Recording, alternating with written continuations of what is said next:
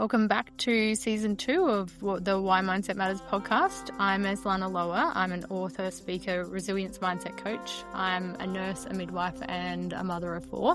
And if this is somehow the first episode of mine that you've listened to or found, I do want to start by providing a trigger warning. I do discuss the loss of my teenage daughter, Riley, to suicide. As I mentioned, this is episode 1 of season 2. I'm so excited to be back. I took some much needed downtime to lean into a transformation that I was kind of in the middle of, whether I liked it or not. And they call it growing pains for a reason. There was certainly plenty of that, but plenty of benefits and beauty to the transformation that occurred. And I spent that downtime, a good portion of it, in Bali with my daughters and had an incredible time. But I came back and been very excited to start this season, not only of the podcast, but of my life, because I feel like I've closed the door on a season of my life. And season 1 was very much that. It was a different season of my life. It was very much about learning how to live and grieve simultaneously. Really a lot of work, a lot of healing, a lot of learning to live again after such significant loss following the suicide of my teenage daughter, Riley. And now it's time for the next season of my life. And as I keep saying, I don't necessarily know exactly what that's going to look like, but I know I'm excited. And I've been in such a beautiful place coming back from the downtime and the transformation, as I said, and the time away in Bali. And I just love my life. I'm manifesting like a motherfucker. I'm actually a superhero at it, and I love that, which I will get to that. But I've been on a high, loving my life. And then today, so my intention was yesterday to do this episode of the podcast because I do tend to leave things till the last minute. And then that day got away from me. It's been very busy since we got back, and things ended up kind of falling through today. Some clients cancelled, and my motto, if you've been listening to me, you will know, is there's 2 in my life. Say yes to life, because I believe that everything that we desire that's not currently in our life is on the other side of a doorway we're yet to walk through. And we say we want this, that, and the other in life, but then how often does a door open and we just prejudge it or go, oh, no, thank you, or that's not for me. And life is there, the universe, whatever you want to call it, going, my God, you said you wanted this. Like I'm here opening all these doors and you won't walk through them. And I think if you start saying yes to life, whatever it is, if you enter a room in life or an environment or an event or anything and it doesn't serve you and you don't want to be there, you can always leave. But how often do we say no to things and maybe cut our nose off to spite our face in spite of our efforts to be manifesting this life that we want and desire and love, and then actually not saying yes to the opportunities that would potentially facilitate that? And that's what I've learned. When I started leaning in and saying yes to life, all of these connections and just so much beauty and everything that I said I wanted in my life really started coming to the forefront. And it's been a big part of me realizing the capacity and the untapped power and the just ability I have to manifest like a superhero, because it's just phenomenal. Anyway, that's motto number 1. Number 2 is even when things aren't working out, they're always working out. And I have so many examples of how this is happening in my life. And now when things happen that aren't the way I thought things would be, or maybe are completely inconvenient, I just smile. I'm like, I don't know how and why this needs to not work out, but I fully trust. I have had it happen enough times in my life, and because I tend to be in this position where I've pulled the curtain back and I'm really, really looking at all the glory and power that is manifesting and what it actually means to manifest, I see that I don't necessarily need to fully understand the what, why, and how of why that thing isn't working out, but I fully understand what I'm trying to manifest, what I want my life to look like, and I am fully, fully trusting that because I'm living in alignment with the desire I have to manifest, I've aligned that with my efforts and my energy. I fully trust that when things aren't working out, they're always working out. And I've had endless examples I could give you of that. So I was running poor on time for getting pretty close to this episode. And when I said that the season 2 would be here, and then people cancelled. And so I lent into that. I was like, great, I've got a whole day to myself, being today, to do my podcast episode and other things that I need to get done. And yesterday I was on a high. I was like, yesterday was the best day to be doing the podcast. I was so excited about everything. And then I woke up today on my day that I've left it till the last minute to do this podcast episode, and I just felt sad, like overwhelmingly sad about things and there has been a lot of transformation, as I mentioned recently in my life, and that's on the back end of me closing doors or walking away from things and people and jobs and relationships in my life that have served their season or their period in my life. And it's not an easy thing to do when you love that, whether it's a person, a job, a career path, whatever it is. And I've had all of it, and I've had to make really difficult decisions for my own betterment and well-being to walk away from things that really either feed anxiety, create unrest, or just don't serve me anymore in the peace and the balance I'm trying to create and facilitate in my life. And so it's been a very uncomfortable period in my life of doing just that. And I've been okay with it. I had worked through the grieving process for each of them, and I was in this place of loving my life. But today I woke up really sad about it. And not sad as in a place of regret at all, but just feeling the sadness of the end of things that I thought would last longer in my life. And I was like, why? Why do I feel this absolute unrest? I feel agitated and unrest. And why did this have to be the one day? Because I've left it till the last minute to record the episode because I was in such a better place to be doing this yesterday, and I was leaning into it because I take my own advice, and I know that things are always serving some kind of purpose. So I wasn't resisting it. I was feeling the sadness fully and leaning into that, but also a little agitated by the fact that I had to feel all of this negative emotion today when I have so much good and positive to share. And everybody I came in contact with seemed similarly agitated and or irritated or easily arriving at that place, let's say. And the day was filled from the beginning with just inconveniences or I don't want to be unkind, but potentially what could easily be seen as betrayals or whatever it was, disappointments, and the negative was coming to the forefront, and endless opportunities and presentations, and then just lots of negative things happening. I opened the car door and there was a portable clothesline, and it was there, and it hit the door and scratched my car. Like, it's just one thing after the other. And it's such an easy place when you're already in a state of unrest emotionally and agitation to go, of course that fucking happened. Like, what next? Everything's negative, and you find what you look for. So if you start looking for the negative, you're just going to manifest examples that validate your perception that your life is shit or negative. And so I was being very careful to just lean into what this feeling was. And then somebody had sent me this reel on Instagram about the 999 manifesting portal and how it's the 9th of the 9th and 2025, 2 + 2 + 5 is 9. And it was about how it is a really powerful portal in the unseen realm of manifesting, but what's happening is it's creating unrest in an attempt to close off things that were and that are done in your life so that you can, or life or the universe, God, whatever you want to call it, can then open up and facilitate new beginnings. And I have had an experience before I ended season 1 and went away where I had this kind of unrest, and I will get into that in a second, but it's interesting, regardless of how you feel about astrology and all of the supernatural things that can say similar things. It's the 999, or it's the full blood moon, or it's whatever. Regardless of how you feel about it, regardless of how I feel about it, I'm always curious. I'm curious about everything. I don't presume to know or understand everything about life, or even the little bits that I do understand, I fucking love, and I love lifelong learning.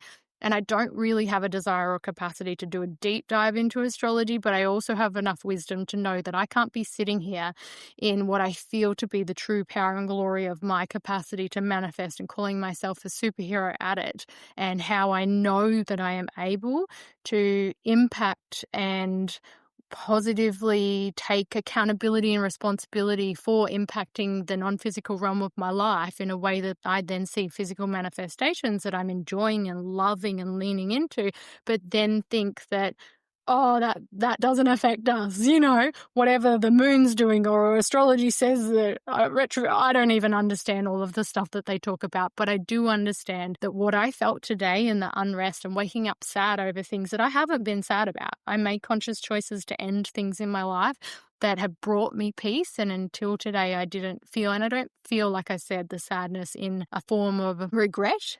It's sadness as in like a closure. And when I saw this reel about this energetic force that's happening to help us close off things so that we can lean into and open, it definitely makes me curious and appreciative and gives me more capacity to lean into the discomfort of it, because I already know that everything is temporary, good, bad, or ugly. The negative feelings, it doesn't matter that I scratched my car or that these people did this thing or that I feel completely irritated. Yes, our ego wants comfort. It wants to not be in this unrest, and it wants this day to be over potentially so that I can go back to feeling good. And I feel like the better I feel and the better I feel like I'm doing in life, these darker days feel darker than they are for longer than they are. And so it's trying to balance that awareness that this too shall pass, that this is a temporary state, that even when things aren't working out, they're always working out, that potentially this, what feels like a shitty day and sadness, needs to happen because this is the heat that makes the diamond. This is the flames through which you need to walk through to be able to come out the other side on a greener pastures that you didn't even know was possible. And if all you had to do, if your future self could look back and go, all you have to do is walk through this discomfort and you get to come out here, of course we would. We'd run through the discomfort. We would lean into it with full force. And so I am having a day, and it made me think about a few weeks ago. I know I mentioned in an episode that I had seen this incredible lady who does brain mapping, and she did the EEG on me and it helped give me more compassion and empathy for myself and the way that my brain is wired. But I went to the first appointment with her and I felt this similar unrest and agitation, and I went in and she was talking to me at the beginning of the appointment and saying, you're like, how have you been, and I started talking to her about everything and how uncomfortable and agitated I feel, and I don't even know why. And I was crying, as I said, and I was like, I don't even know why I'm crying. Like, I'm happy. I like my life. And she said to me, do you know about, I think it was like the 888, ironically, portal, the 8th of the 8th, and whatever it was. I hadn't heard about it while she was setting up. I Googled it, and it said it's this massive manifesting portal. It creates a sense of unrest, and I'm just there laughing and crying at the same time, going, this is it. This is what I've been feeling, and I didn't know why I was feeling that way. And again, how can I be this super hero manifesting like a motherfucker and think that I've tapped into all of the non-physical in this way, but that I'm not going to be affected by the parts that can be perceived as feeling negative? There's nothing negative about it. It's just if we can lean into that, even when things aren't working out, they're working out, because we don't always get to pull the curtain back and really see what's happening. But if you start to trust that when things aren't working out and you're in alignment and you're tapping into the power that you have to manifest, that you're actually potentially manifesting that disruption or unrest in order to bring to the forefront of your life the possibilities that you're requesting. And so I said to her in that appointment, though, I feel the way I imagine the caterpillar feels right before the cocoon breaks, and it's about to discover that it's a butterfly and it's got these beautiful wings, but it doesn't know that. It feels like destruction. That caterpillar would be convinced that the pressure that it's feeling of this cocoon caving in and it about to break, that this is the end of me. And I go back 3 weeks, maybe 3 to 4 weeks ago this was, and this is how I would describe to a few people. I had said it. This is how I feel. I feel like this is my destruction, and I feel like I'm just being crushed, and it is so much pressure and it is so much unrest. And we were talking about how going away to Bali with the girls would be a really good time and reset, and it felt like I was about to go through this transformation and realize that I had wings and that I wasn't the caterpillar anymore. But at the time it didn't. I had enough emotional intelligence to see that that's probably what this is, but it feels really shitty right now. And I'm so happy to say that it was very much the beginning of a transformation that I have just loved. It is an incredible place to be in my life right now, and letting doors that need to close and not getting stuck looking back or trying to pull that door back open because I perceive that to be something that was supposed to last longer or be better or bigger or more. Or realizing that if the door is closed in life, if you're stepping into all of this power, if you understand, and the power I talk about is like the tip of the iceberg comparatively to what we're capable of. I know that. I know that I don't fully understand the true power yet that I have, and maybe I'll never reach the capacity of the full, but the little bit that I do understand is massive. It is huge. I don't recognize my life to the beginning of the year, and that's when I had started leaning into this journey of manifesting and really started it as a bit of a experiment and from a place of curiosity, but then was able to lean into it because on repeat, it didn't take the effort that I thought it would. It wasn't, oh, I've got to put in all this effort to create. If anything, it was do this, this, and this, and you can put in less effort and less ego be involved, and you don't need to know how you're going to get to where you're going to get. You just need to know where you want to get to. And then, yes, do your affirmations. But the thing that I always want to clarify is manifesting isn't just writing down what you want. Yes, it is very powerful, and tapping into that 369 method, 100% necessary, but it's about then acting with intention and ending up in alignment. And at the same time, taking my hands from the wheel of life that makes me feel like I've got to white knuckle the fuck out of life, and that my ego needs to know that if I want to get from here to there, that it needs to know how I'm going to get there. No, it doesn't. If I do my affirmations, if I act with intention, if I put my life in alignment as if I am already where it is that I'm trying to manifest or what I'm trying to manifest, then I can let go and let life take care of the details in a way that means that my ego would have taken me the long way. And I have just had the most incredible experiences. One of the things that happened, so I had posted a couple of months ago in Gold Coast Girls in Business, a big group here online to ask about book editors, because I wanted to gauge the costs involved for when I was ready to edit my book, because I'd finished writing it a couple of months back, 3 months, I think. But what was between me and getting it out there was I needed an editor, and I needed it formatted, and I needed a book cover designed, all things that cost money and were just chores between me and the final result, but that I didn't have the money for. So I had done this post because my instinct was just put it out there. It doesn't matter that you're not ready. It doesn't matter that you don't have the money. And that's the other thing of saying yes to life. Lean into it. If your instinct is to do something, do it. Sometimes you don't. It's not about following that thing through. Sometimes it's about planting a seed that you come back to and enjoy the shade of the tree that grew from the seed that you planted, that you didn't even realize that that's what you were doing at the time. So I did this post, and it would have been easy for me to feel shitty because I didn't really follow it up. But what happened was, from it, I got a friend request that I remember feeling a bit cagey about because it didn't have necessarily real photos on it, arty photos, and only 24 people on the Facebook. And I accepted the friend request anyway. Nothing came of it, no conversation or anything. So fast forward, I'm in Bali and I don't have the money for an editor. And a number of connections had come into my life that had been encouraging me to, why don't you just self-edit? Why don't you do this? Why don't you do that? And so it, on repeat, piqued my curiosity. And then I had a couple of suggestions come to me for different ways that I could do it, apps that I could pay for.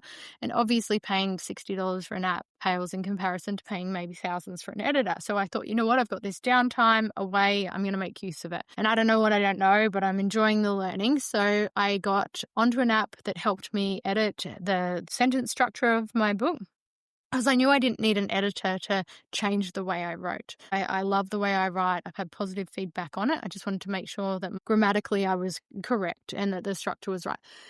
So I spent ages self-editing, and then I was like, okay, well, I'll learn how to format it. And so I got InDesign, and if you know InDesign, then you know that there's probably a lot to know about it, and I didn't. And so I paid for InDesign, and I'm Googling as I go, and there was one day there where I was just in tears. I remember sitting in the cafe just crying tears of kind of resentment, like, why do I have to figure all this out? It's so hard, and I don't want to do this. Why can't anything in life be easy? And then then had my moment and was like, pull your socks up, bitch. You are doing this. There's nothing you can't do. It's just whether you're willing to get uncomfortable enough to fill the gaps between where you are and where it is you need to be in order to do the thing that you haven't done before. So, of course, there's some discomfort associated with that. So I pulled my socks up. I got on with it. I Googled what I didn't know or didn't understand, and I had a steep learning curve, and I formatted my book. And in that time, I put to tender the book cover. And typically what happens when you put a book cover to tender out on 99 Designs is you get heaps and heaps of options back, and then you pick your top 6. You've got a time limit, and you put that to a vote. So I would have put the link on Facebook and asked my friends and followers, what do you guys think? What would you be inclined to buy as far as how the book looks? And that's typically how people decide. But I didn't need that. When the book cover came in, it was a no-brainer, and it was pretty quick and easy that it was a standout, and I loved it, and I didn't need that validated. There's nothing wrong with seeking validation. It's a good process to do because we can bring a bias to our book cover or what we do in life, and really you want the buyer's perception of if I walked into a bookstore or if I saw this book, I would pick this one over that one. So there's nothing wrong with that. But in this instance, for what I'm writing about and what I've been through and where I've come from, I didn't need that. It was 100%. My instinct was I was all over it. So I've got the book cover being sorted. I'm learning all this stuff. I'm formatting my book. And do you think that I could get the fucking page numbers to cooperate? So I've done all of this. And after everything I've been through, everything I have survived, rebuilding my life, writing a book, all this, it's the fucking page numbers that are going to break me. And in InDesign, I could do the page numbers and I could start them where I wanted them to start, but they wouldn't start at number 1, no matter what I did. I followed the Google instructions. I asked ChatGPT. I did everything right and it wouldn't cooperate. And it nearly broke me. I did a post on Facebook saying, does anyone who knows and is familiar with InDesign, can you help me? Please help me because I cannot get these page numbers to cooperate. The lady who had friend requested me a couple of months before said, I know, this is what I do. I edit books and I'm familiar. And she was guiding me and giving me some advice. I'd already done those things. So we ended up talking privately.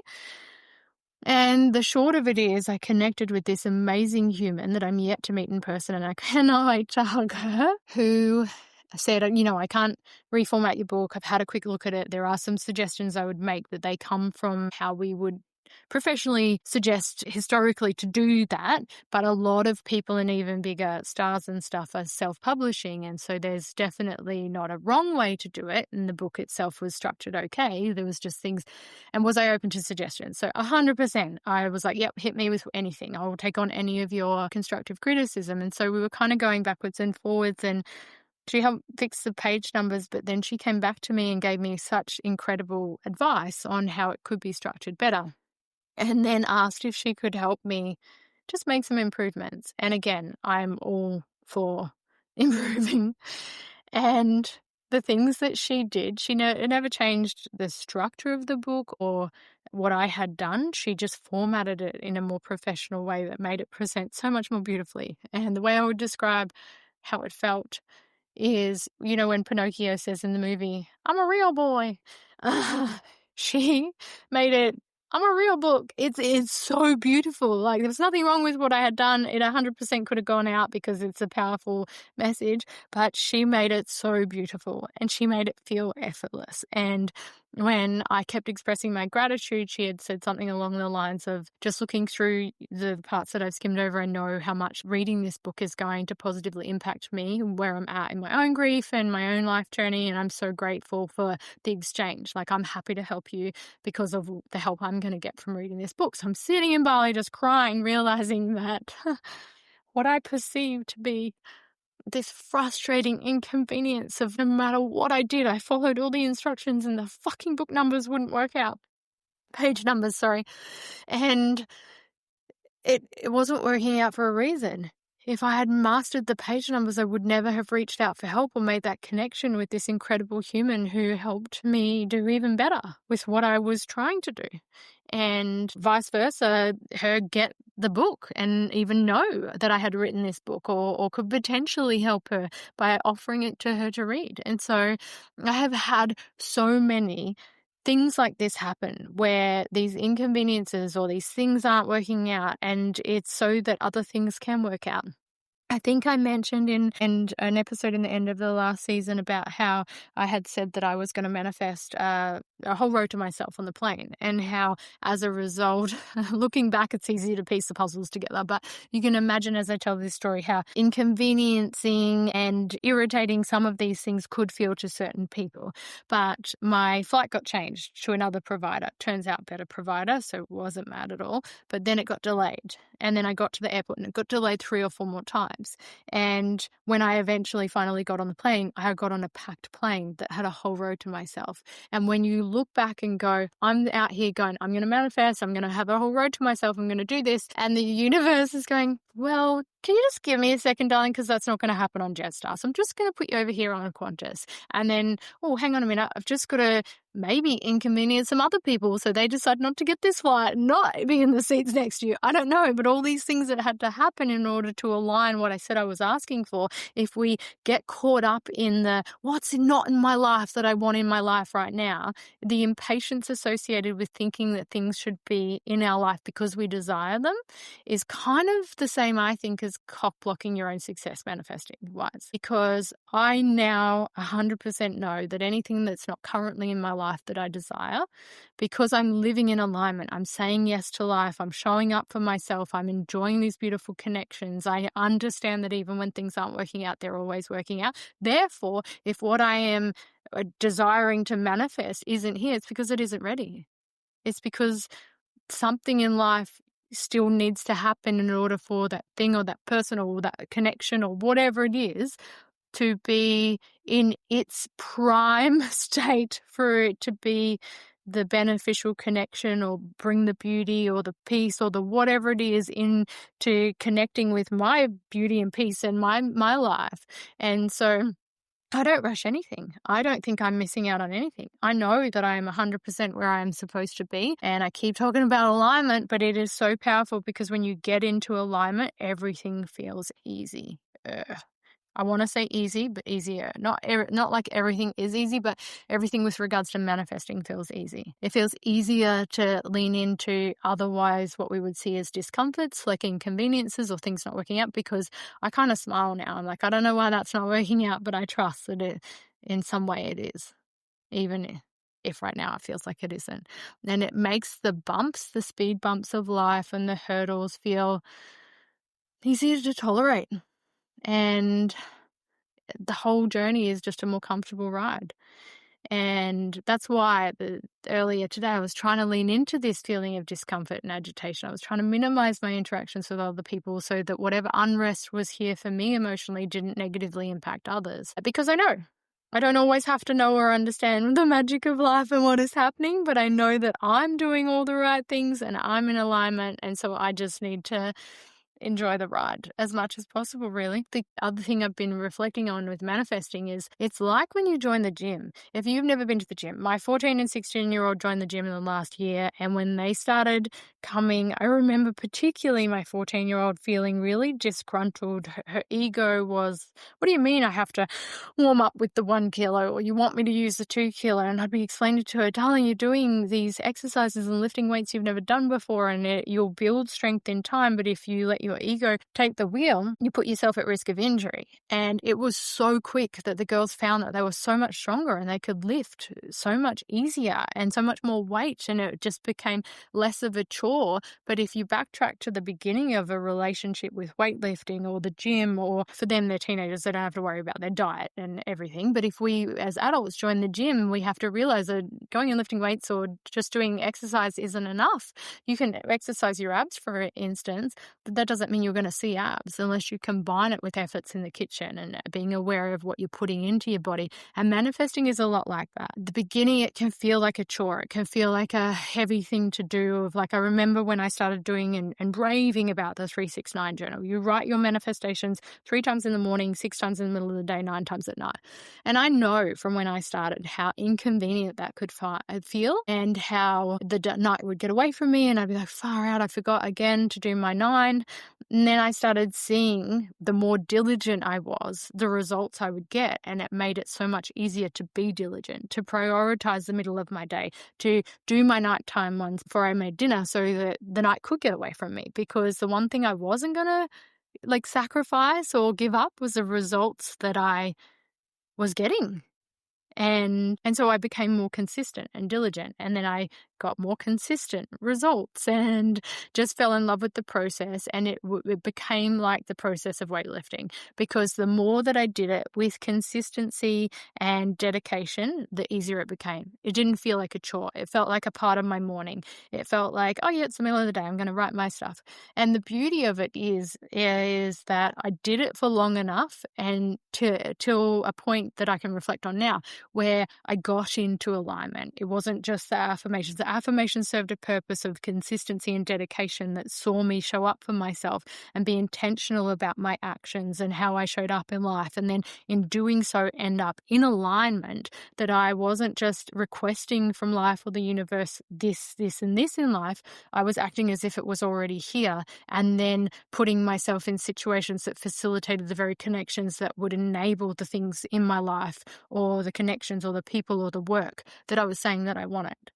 And once everything got in flow, I don't do the writings anymore. I don't have to. If there's something new that I want, I might start writing again, but it became less about the chore of the writing, and the chore was a lot like doing the exercises, wanting abs. And then you can, if you've been to the gym and you've ever tried to get your body in shape, you can probably relate to the fact that we put a lot of effort into trying to get our body in shape, but then we just think effort in the gym is enough, and I'm not going to really shine a light on the food and the things that I'm putting into my body. But when we get in alignment and we correct maybe negative contributions we're making diet-wise and get our diet in alignment with our exercise, then we get the full effect of all the work we've been putting in at the gym. And that's what manifesting is like. You do the writing because it's like lifting weights, and the more times you show up for yourself and consistently lift weights, the easier it gets to lift heavier and heavier. And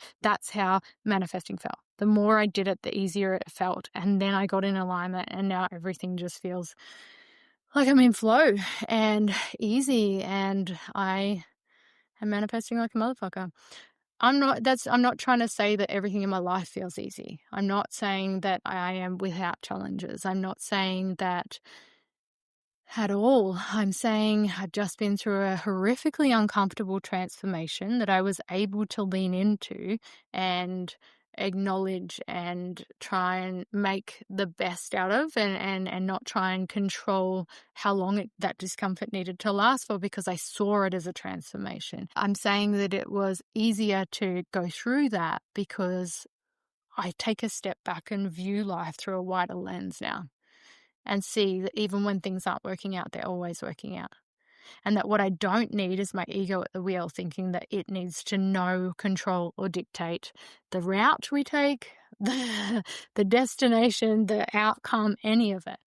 If I can sit here and know what I want my life to look and feel like, and the aspects of my life that I'm able to define, I had been saying I'm going to be an international best-selling author. I'm going to be an international best-selling author. I'd been saying it to myself on repeat. I was writing it. I was verbally saying it. I was saying it in my head. I was saying it in conversations with clients and friends when we talk about that I was writing a book, and the way that I would speak about it. And they would be like, oh my God, this is amazing. You should totally, this is going to do so well. And I'll be like, yeah, I'm going to be an international best-selling author.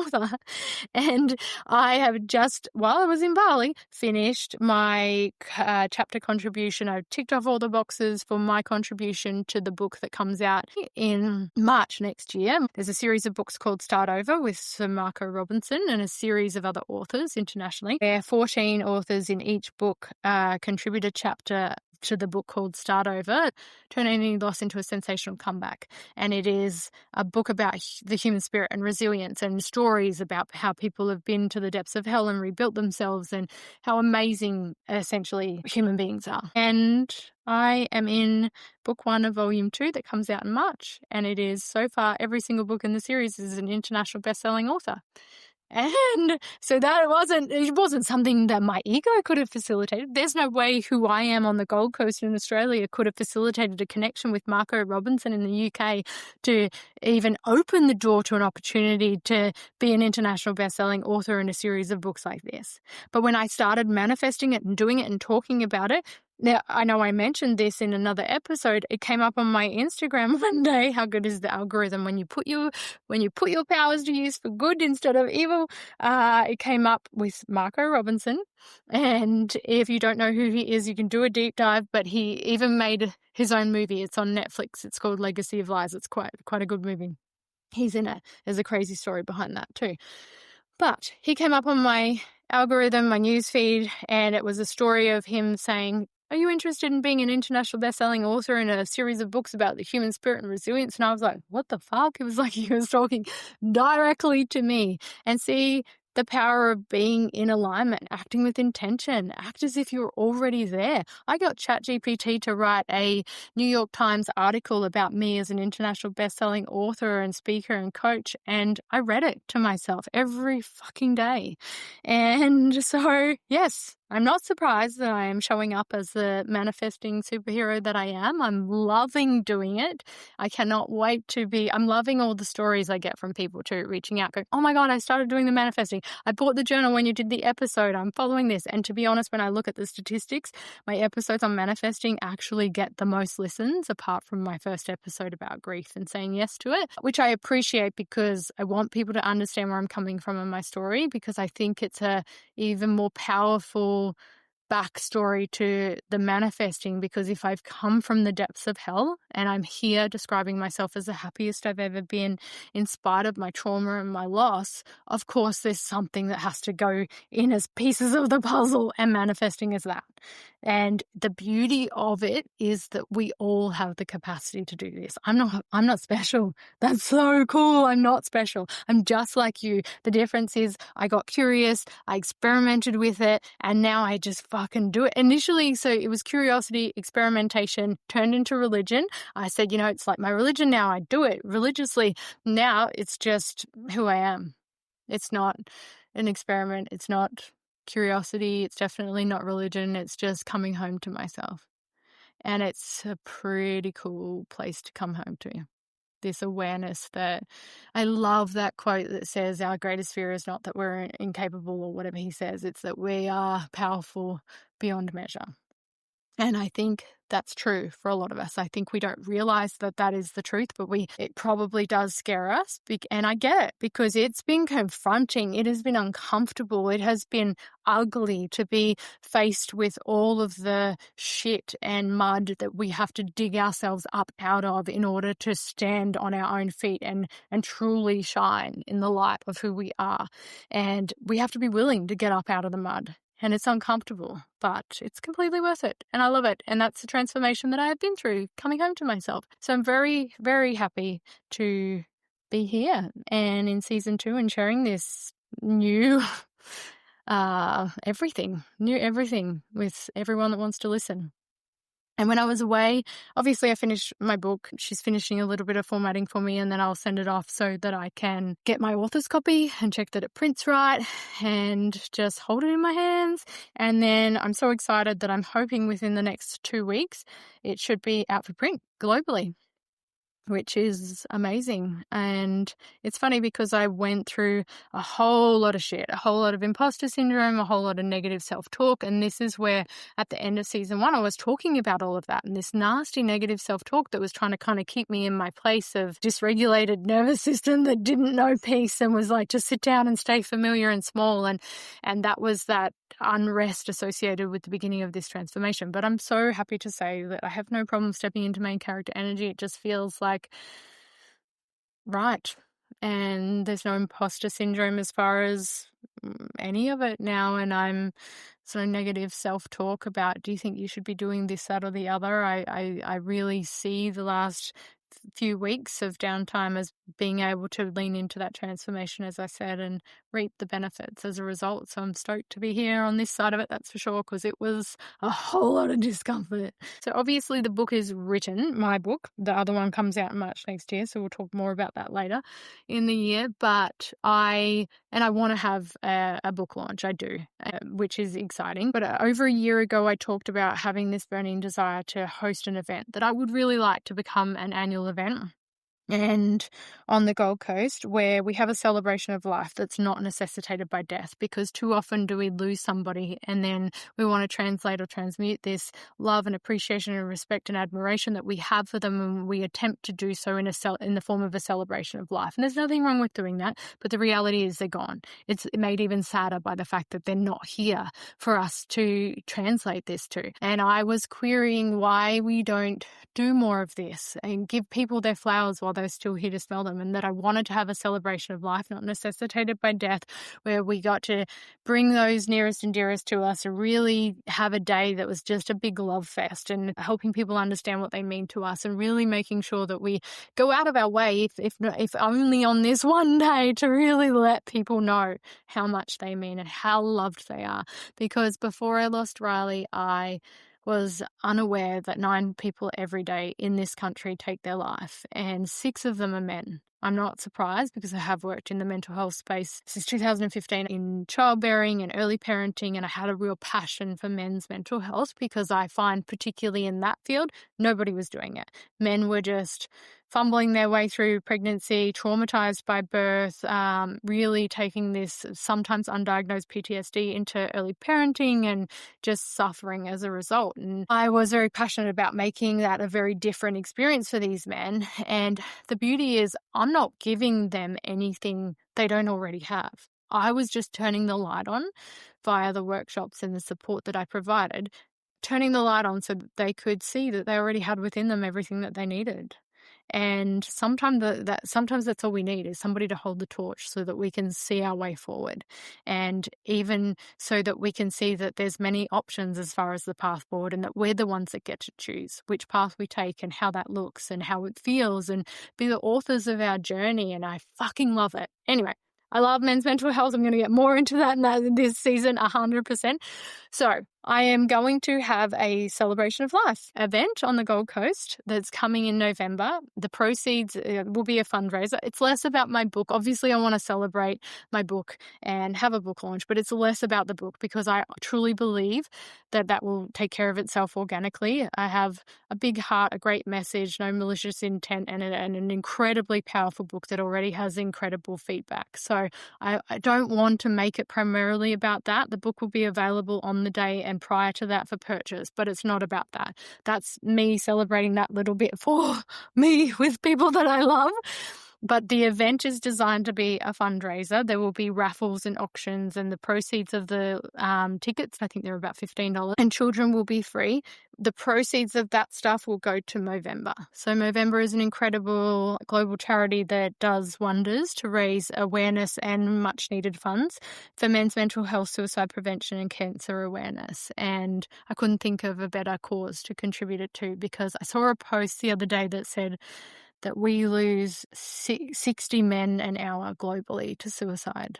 And the fact that that many men, either in this country or globally, feel that the only way out of their pain is to end their life, or that somehow the people in their life and closest to them would somehow be better off if they weren't here anymore, is heartbreaking and horrific. And we are losing all of these incredible men that we could be doing better. We could be doing better individually and as a culture and society to wrap our arms around the men in our society and help them hold their heads above water when they feel like they're going to drown. Help them acknowledge that it's okay to admit that you feel like you're going to drown. And also help them see that there are so many people that are willing and able and want to help. They just need to know that you need help. And so I couldn't think of a better cause to be supporting via the funds raised with this event. And my intention is for it to be an annual event and support a different charity potentially every year. But I've already put out for sponsorship proposals. It's going to be an incredible event on the Gold Coast on the 29th of November. I will discuss it more in the next episode, because I will have the ticker link ready and everything. But I'm so excited that it's all coming to life. It's all this celebration of life, the book, everything. And it's such a nice place to be in your life, where you don't feel like you need to rush anything. There's no actual impatience about anything. I I'm exactly where I need to be at this point in my life, and I'm loving every connection and everything that's coming and becoming as a result of the manifesting that I'm doing. So if you're listening to this, if you're in my life in any context, you're welcome, because I manifested you. I'm like a massive magnet that drew you into my life, and you're so meant to be here, because in one way or another, we're meant to connect, either by you listening to this or me having the privilege of meeting people and these beautiful, I just can't emphasize it enough. I could not be happier with the way that my life is unfolding. So thank you so much for listening to episode 1 of season 2. How exciting. Let's do this.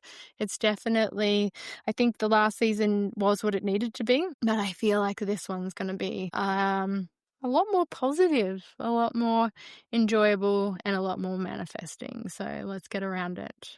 I very much look forward to sharing everything that the future episodes have to offer. I have some exciting guests coming up this season, and lots of who really knows. Let's just lean into it though. I'm willing to ride the highs and lows, because that's the reality of life, and share it all in a raw, unfiltered and honest way, and be really true and authentic here in this space and every area of my life. But I just can't thank you enough for being a part of it. So I'm just going to keep saying thank you. I'm Eslana Lower. You can follow me on Instagram at Eslana Lower or at Resilience Mindset Coach. Thank you so much for listening. I'll see you in the next episode.